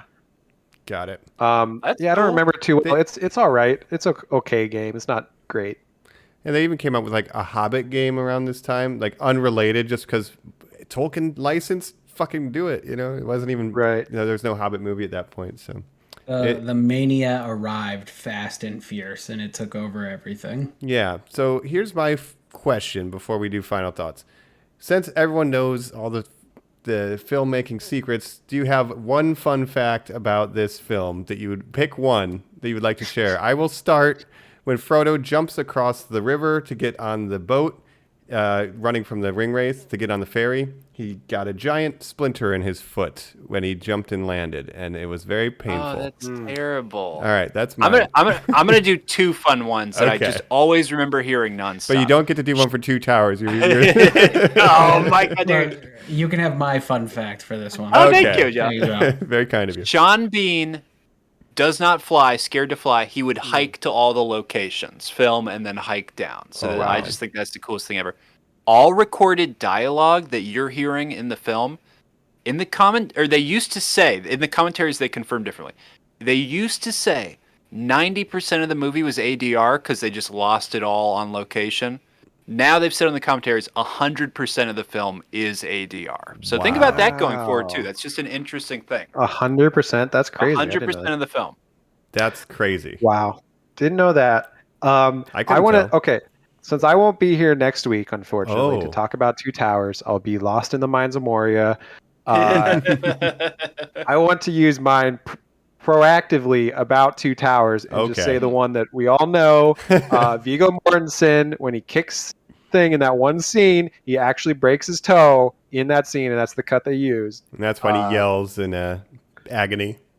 Yeah, and for the rest of the fucking movie, he's like busted up and hurt. He's like in like a fake little cast that he's just like walking around on. That's terrible. Yeah, so I had to get that out because I'm not going to be here next week. I got to sacrifice myself so that you guys can keep going. Oh man, but maybe I'll be resurrected as Jacob the White. If you came back, I was going to ask you. I thought you were a bow guy. I was going to ask you what your elf eyes see next time, but. Yeah. Right. I'll just see. Jacob of the many colors. Jacob in the Technicolor jacket. Dream code. Meme code. Yeah. Yeah. Oh my I don't have a fun fact. I'll just give my final thoughts. Go for it. I was unexpectedly excited to watch this movie. I was not looking forward to this at all. I was really kind of dreading that we were doing this. And Fellowship, like, I don't know, just left a good taste in my mouth. I am excited to go back. I had to ignore the urge to immediately put on Two Towers, which I think, if I remember correctly, is my favorite. But again, who knows? Because half the shit that happens in this movie I thought happened in the next one. So maybe this one was my favorite. Do you have a pretty good image in your mind, Joe, of what Smeagol, Gollum, looks like? And do you think he's going to hold up in the next one? I think I have a really good image of just him, like the intense close up of him eating the fish that really fucking bugs me out. So I think he will hold up. I think the biggest scene for me in this one was literally like them looking down at Gabe and be like, "Hey, that guy's following us," and Gandalf being like, "Who cares? He's kind of messed Pay him up. no mind. Pay him no mind." Yeah. I really wish I could just get Joe's like play-by-play as he's watching the movie. I think he has the most fun interpretation. This fucking guy's over here. I don't know. That's what it is. Like eating s'mores and telling camp stories and just being bros. Pretty much. And one of them looks down and is like, Pitiful "Hey, this little thing's like crawling around," and Gandalf's just like, "No, tracking the ring. Don't worry about it. Take care of this, and everything's gonna be fine." Take care of this. Nah, Gandalf's man, you terrible. ain't smoked enough. No, you didn't see what you think you saw. You did not see. It's good pipe weed, bro. Well, I'm very excited to immediately watch Two Towers this week. And, Yeah, you're gonna watch it anyway, even though you won't be here. But I'll watch it for sure. what are your thoughts then, Fellowship? I love it. I thought, didn't used to think it was my favorite, and maybe once I watch the other ones, it won't be. But I thought, as a self-contained movie, I think it works the best. Again, because it has the structure of the Fellowship. And I just love it. It's just guys bonding, and it's just a real guys bonding movie. So you got to appreciate that. Yep. And yeah, it's great. Colin, how about you? Yeah. Just even the vigor I'm gonna get of just like, now that we've done this, just talking to people and being like, I watched Lord of the Rings the other day. When was the last time you watched it? Oh, I haven't done that in a while. Yeah, I did. Yeah, we were just talking all about it. Have you seen the special features too? Have you got, just that energy I'm gonna get. I loved it. I think HBO Max is great. I think it's really cool that they have both versions of each. Yeah. very searchable. All the Hobbit movies. I told you guys I watched the trailer too. It has Don DeMello or whatever that guy's name is, the trailer guy, comes in. He's like, "What? There was a Lord of the Ring." Like he like sets it up like so crazy. There's like special effects that aren't in the movie that are just like flames coming up of a ring and them go like, Yeah. it's like it's so extreme. Very 2001. Very 2001. You know, like Spider-Man's coming out around this time. Fucking 9/11, sadly. It was just a wild time in my life, and these movies are just what I remember so vividly and so clearly the most out of all those times, oddly enough. Yeah. Again, I've said it.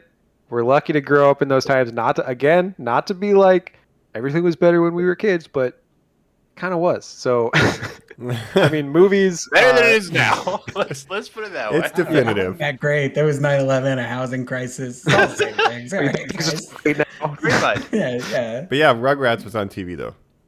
Yeah. Yeah. Ooh. Yeah. Just I in think terms of media, you don't get, just blockbusters. Maybe It's a I'm getting old, seminal but work. blockbusters just But just the feel idea that no as matter big of a deal what my mom was going to say, like if she even just in her mind for a second thought this was like a nerdy thing we were all doing, and when it came around to February and it was Oscar season, and these films were just across the board nominated, it was just undeniable. It only wins 3, we should say, but it's nominated for Best Picture, it's Best nominated for a Director, bunch. Best Supporting Actor, Writing. It only wins Score, it wins Makeup, and it wins Cinematography. And deservedly so. It looks amazing. Yeah, Jacob, you said it. Howard Shore. We have not said his name yet on the podcast. Brilliant. What a goat. What a goat. score. It's just as good as Star Wars or Jaws or Harry Potter. Fancy, if not better. though. I think John Williams is the ultimate GOAT just from the number of iconic scores he's done, but Howard Shore for this. He's not like the GOAT, but it's like this score. Yeah. It's like it's He's for all a the goat. movies. He's a GOAT. Yeah. He's a goat who lives in the Shire. I mean, the music makes so many scenes, and it would have been so different with like a different score, and they just nailed it. Yeah, like I said, getting Enya and all that. Yeah. And You that's guys Colin. aren't watching Go ahead. the Evanescence cut where they just replace all the music with Evanescence. Oh man. But here's the thing The again. 2002 To cut. say the high fantasy of it all, you guys perfectly explaining low fantasy up top. I love what you guys said about Game of Thrones and stuff. On Game of Thrones, somebody could come up to you and say you're a cunt, or you're a fucking asshole, and show you their dick, and you'd be like, blah, blah, blah. Right. In these movies, it's like everything is delicate, everything is artisanal, it's so handmade, it's the highest form of language, score, it's like if somebody was going to yell at you, they would say it in 30 words as classy as they fucking could. And everyone is taking it so serious, like we said, and it's handled with such an earnest, honest tone to that, which I really do think is the source material it's coming from, because J.R.R. Tolkien loved all that shit so much. Oh, yeah. That is the secret to success. He made up multiple languages: Quenya, Sindarin. Two different Elven languages. That's insane. But Yeah, Wow. I didn't even know what their Gotta love names it. were. Stephen Colbert is very proud of you right now. Yeah, not even to get into all the the Valor and Melkor, who was like the bad guy before Sauron and all that crap. I mean, there was an entire group of Balrogs at one point. So Yeah. that's Silmarillion. Let's not get there. But like Colin said, everybody coming together, and I kind of mentioned in the beginning, the passion for this. And when I watched it again this time, it's more impressive to me than watching the original Star Wars. I don't know if that's a hot take, but I'm more impressed by what they pulled off from the score, costuming, miniatures, all the techniques. Star Wars pioneered that. This is like the apex, the highest achievement of that. This whole series, really. And so then the question is this the best book adaptation? I say yes, the series as a whole, but we'll see. My brother, having just read these books, says that, Colin, what I was so impressed watching it recently is that not only are they lifting, direct quotes and lines, but they're moving the material around in a way that it doesn't hurt the storytelling, it accentuates it, and allows the viewer to absorb it more clearly. In that sense, I do think it is a masterpiece adaptation work.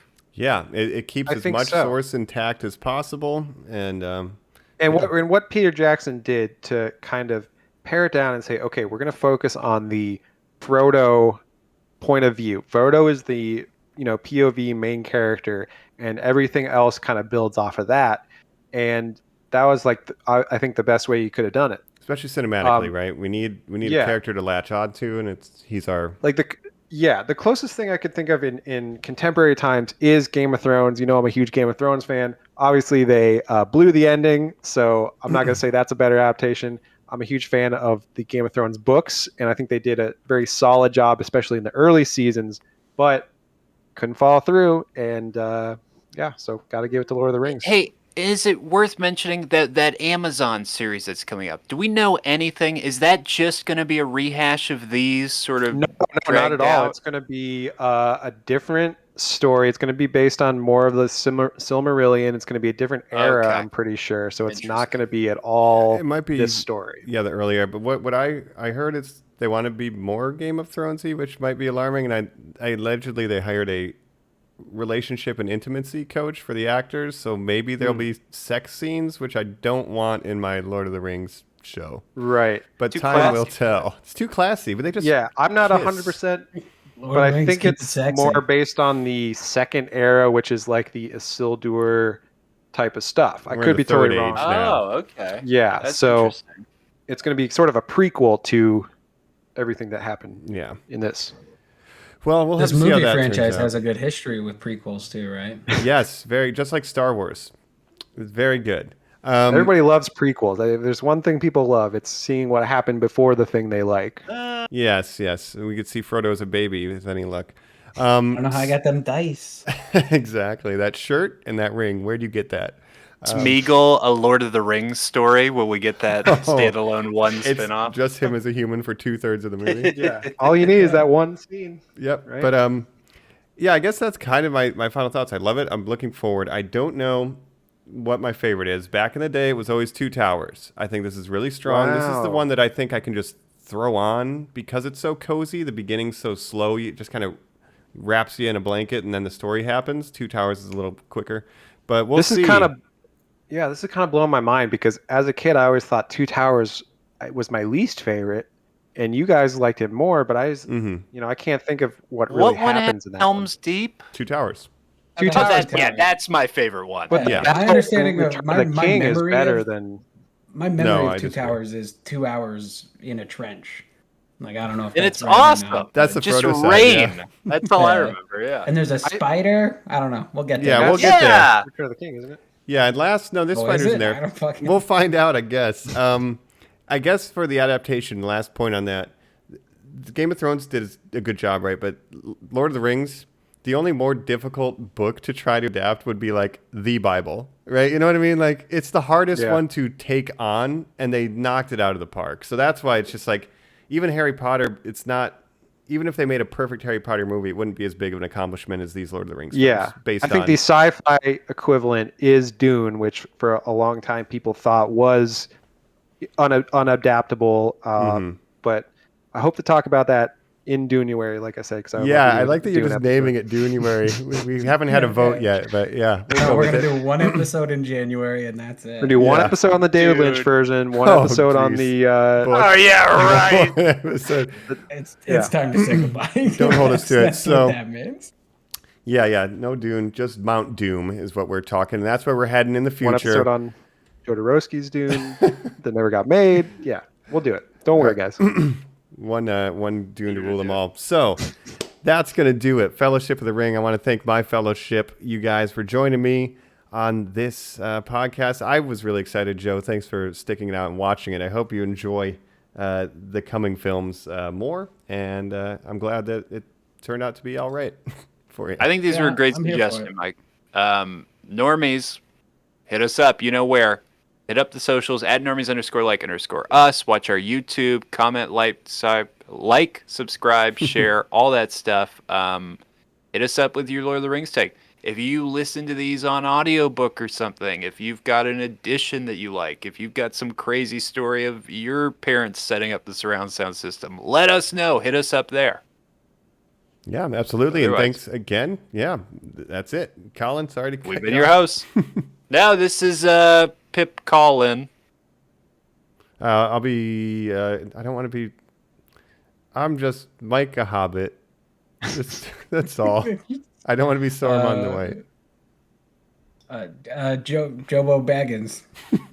And this is Jacolas. I pledge you my bow. And my axe. Thank you. Yeah, Someone had anytime. to do it. All right. See you next time, normies. Bye. Bye. Hey. Bye. Keep it secret. Keep it safe.